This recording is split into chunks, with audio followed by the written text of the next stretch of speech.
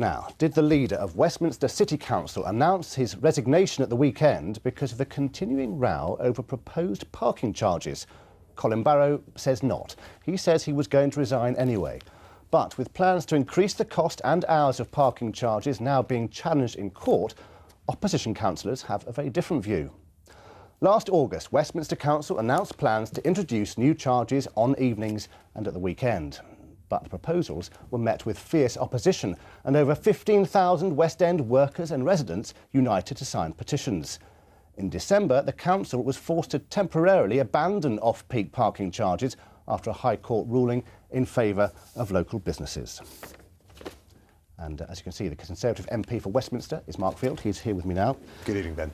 There are inevitably going to be people who say that he is standing down because of all the fuss over these parking charges. Fair or not fair? I don't think that's entirely fair. Colin's a pretty robust guy. I think everyone who knows him well knows he's not someone to be lightly pushed around.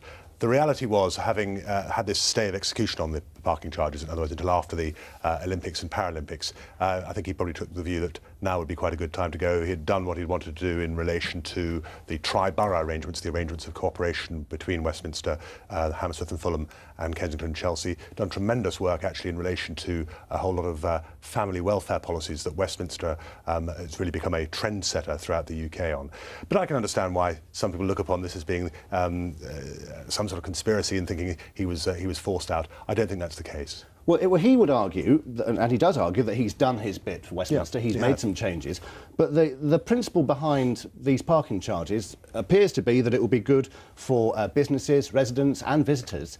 How would that be? How would increasing parking charges and making it more difficult for cars to park there be good for local businesses? Well, the issue is to do with congestion. I mean, what is interesting is 20 or so years ago, when Westminster first introduced Saturday afternoon parking, there were similar concerns from, particularly from retailers in the West End, that somehow this would be Armageddon and that all profits would collapse. That didn't prove to be entirely the case. But where I think it is fair to say, inevitably in these very difficult financially straitened times, an element of what was behind this was to try and raise money. I don't think anyone can deny that. They need the money. Yeah, they do need the money, and I think this. But the single most important issue was to make a robust case. I think a robust case was made in relation to the whole issue of congestion.